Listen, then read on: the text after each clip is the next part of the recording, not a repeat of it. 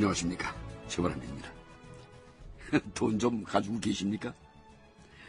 지난 10월 초순에 캐나다에서 백만장자들을 대상으로 설문조사를 했답니다.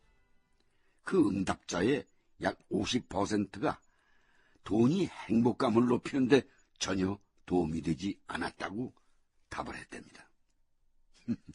각자 처지에 따라서 그렇다는 분도 있을 테고 그렇지 않다는 분도 있겠죠. 분명한 사실은 돈이 많을수록 좋다는 건 어폐가 있을지 몰라도 워낙에 없으면 피눈물 나게 하는 게 돈인 것만은 분명한 것 같습니다. 나라의 경제도 그렇습니다. 특히 1961년 당시 군사정부의 과제도 돈이었습니다. 제1차 경제개발계획 이후 한국의 경제성장이 일사천리로 이루어진 것처럼 알려져 있지만 실상 그렇지 않습니다. 바로 그 돈 때문입니다.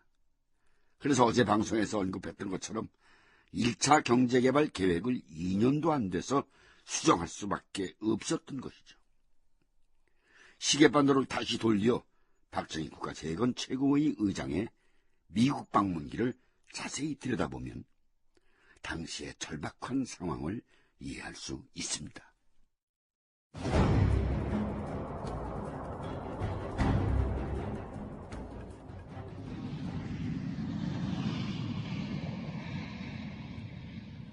(1961년 11월 12일) 오후 박정희 의장 일행이 시애틀 공항에 도착했다. 유양수 최고회의 외무국방위원장, 최덕신 외무장관, 박병건 국방장관, 천병규 재무장관, 송정범 경제기획원 부원장이 동행했다. 미국 방문의 목적은 하나였다. 군사혁명의 정당성을 설명하고 미국의 자금 지원을 끌어내는 것. 그런데 우선 박정희를 곤혹스럽게 한 건 미국의 기자들이었다.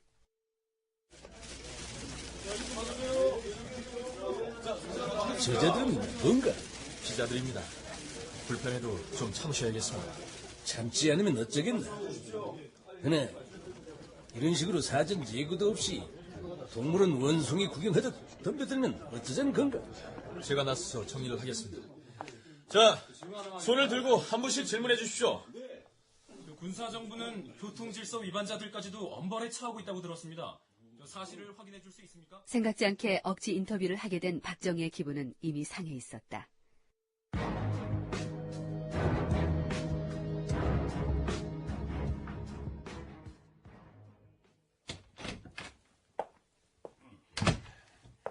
정대사.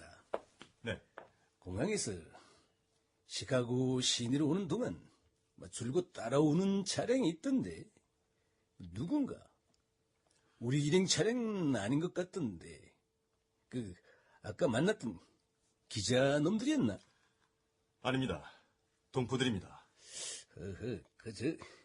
말을 좀 편하게 하면 안 되나? 아닙니다. 공과사는 구분을 해야죠. 당시 주미대사였던 정일관은 만주 군관학교와 일본 육사에서 박정희의 선배였다. 그러나 나이도 같았고 서로 통하는 구석이 많은 사이였다. 헌데 동포들이 왜 우리를 따라와?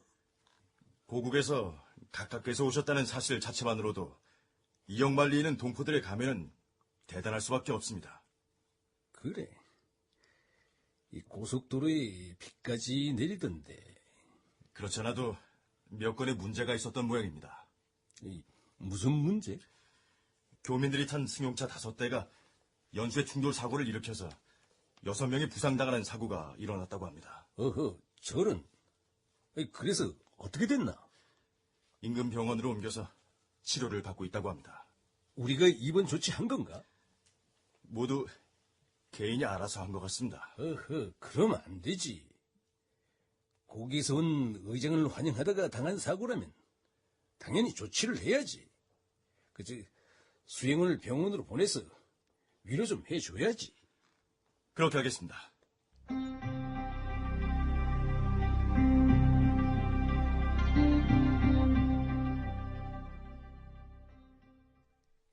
(11월 14일) 미 국무부에서 박정희와 러스크 국무장관의 예비회담이 이루어졌다.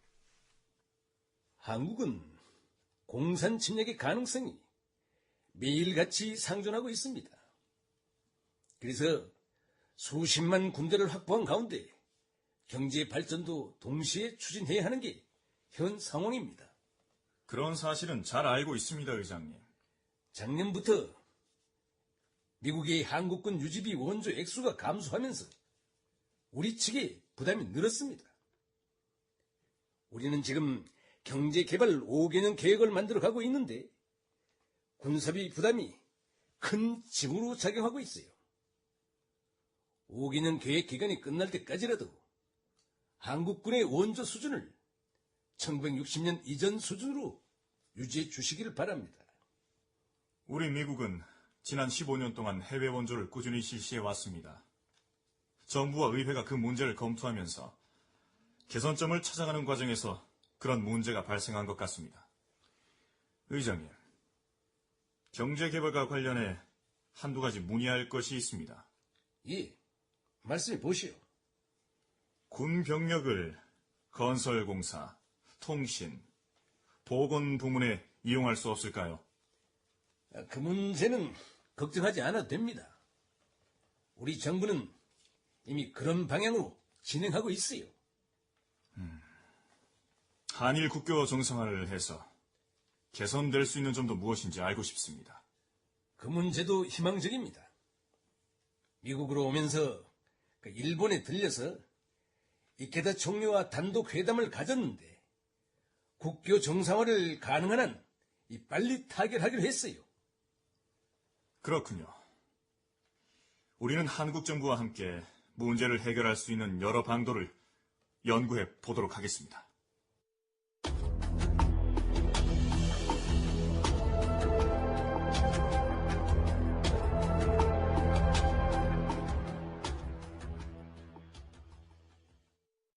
이날 박정희 의장은 대한 원조의 증액 문제를 물고 늘어졌습니다. 특별경제안정기금으로 1억 달러의 차관, 그리고 7천만 달러의 경제개발 차관, 800만 달러의 기술 원조까지 요청합니다. 어찌되었든 한 나라의 대표로 간 나라에서 국무장관하고 단독 회담을 하면서 구걸하다시피 원조를 부탁한 겁니다. 그게 다가 아니었습니다. 그 회담을 끝낸 박정희는 다시 같은 건물에 있는 국제개발처라는 곳으로 갔습니다. 거기서 해밀턴 처장이란 사람과 만나서 우리의 경제개발 5개년 계획을 설명하고 지원을 요청합니다. 그리고 나서야 케네디 대통령을 만날 수 있었습니다. 임자, 어떻게 생각해? 카카, 뭘 말입니까? 내 꼴이 좀 우습지 않은가? 카카는 지금 모든 것을 걸고 미국에 오시지 않으셨습니까? 그렇게 생각해주니 고맙구만. 과정이야 뭐가 중요합니까? 결과만 좋다면요. 이왕 어렵게 온 미국인데 성과만 좋으면 그보다 더 좋을 게 있겠습니까?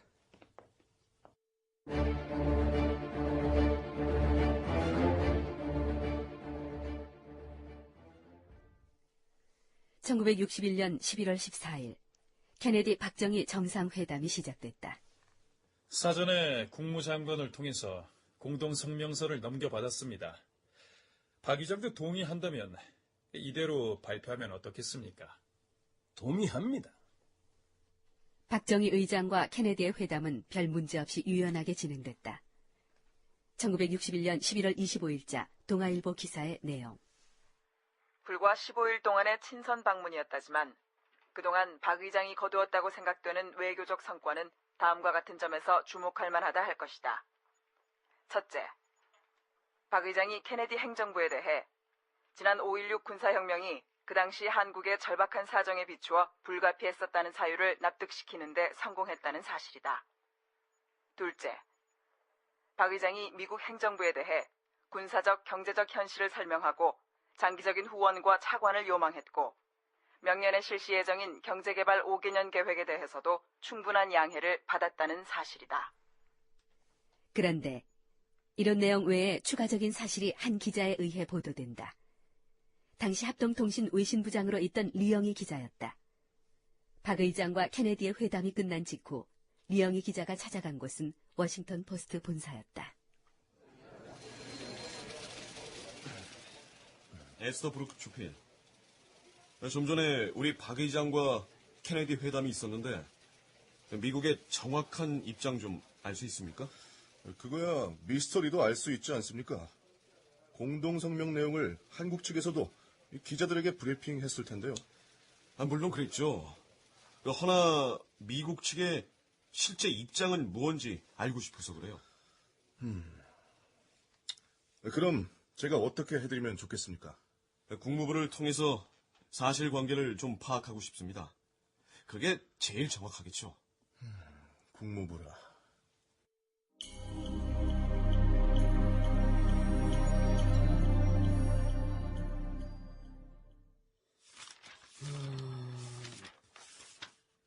여기 있군요. 빠르게 도와주셔서 감사합니다. 케네디는 박 의장에게 이런 요구를 했습니다. 첫째, 조속한 시일 내에 공정한 선거를 통해 민정으로 이양할 것. 둘째, 민정 이양에 앞서는 군의 정치 관여 금지와 원대 복귀. 셋째, 그때까지 모든 경제 원조의 집행 연기. 넷째, 군사 원조의 잠정적 동결.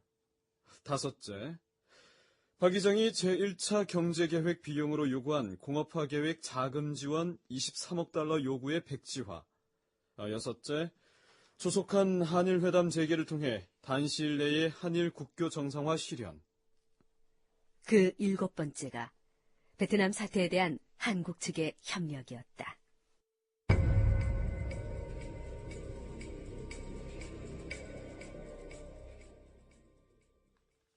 좀 전에 박 의장과 오찬을 하면서 한일 관계에 대해서 구체적으로 많은 이야기를 나눈 바가 있습니다만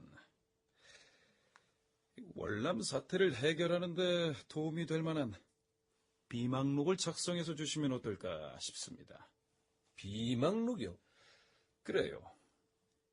이 월남의 붕괴를 어떻게든 막아야 할 텐데 걱정이 많습니다. 최후의 수단은 물론 미군 병력을 투입하는 것입니다만 이 월남은 단순히 미국만의 문제가 아닙니다. 박 의장께서는 어떻게 생각하십니까? 그만, 월남 전쟁이 동참해 달라는 건가? 분명히 그렇게 물어보진 않았지만 결국 그게 그거잖아. 그런 방법도 괜찮겠구만. 어차피 기브앤테이크 아닌가? 물론 박정희가 월남 파병 문제를 원조와 직결해서 생각했다는 증거는 없다. 또 원조 문제의 돌파구가 될 것이라고 판단했다는 증거도 없다. 그러나 어쨌든 박정희는 케네디의 요구를 긍정적으로 받아들인 것으로 보인다. 그 문제는 이미 각하를 만나기 전에 러스크 장관과 해밀턴 처장에게도 언급했습니다. 월맹은 잘 훈련된 게릴라 부대를 갖고 있습니다. 한국은 월남식의 전쟁을 위해서 잘 훈련된 100만의 장정들을 보유하고 있습니다. 미국이 승인하고 지원한다면 한국 정부는 월남에 이런 부대를 파견할 용의가 있고 정규군이 바람직하지 않다면 지원군을 모집할 수도 있습니다. 이렇게 해서 박정희 의장이 월남 파병을 제안한 모양이 갖추어졌다. 정말 감사합니다. 본인이 맥나마라 장관과 이야기를 해보겠습니다. 박 의장께서도 내일 맥나마라 장관과 랩니처 합창 의장을 한 번 더 만나서 좀 더 구체적으로 이야기를 나눠주시기 바랍니다. 알겠습니다. 그렇게 하지요. 사실 박정희 의장이 월남 파병 용의를 밝혔다는 사실도 1996년에 미 국무부가 미국의 외교란 문서집을 발간하면서 삭제된 부분이 복원되어 알려진 사실이다. 회담 당시 미국 정부는 박 의장이 월남 파병을 제의한 대목은 삭제한 상태로 외교 문서를 공개했었다.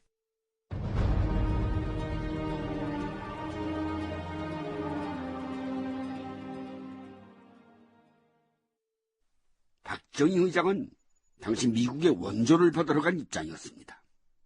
그러나 딱히 케네디 대통령에게 명분 있는 카드가 없었던 차에 생각해낸 것이 월남 파병이었던 것이죠. 파월 인원 약 30만 명, 최다 주둔 병력 약 5만 명을 기록한 역사상 첫 해외 파병은 그렇게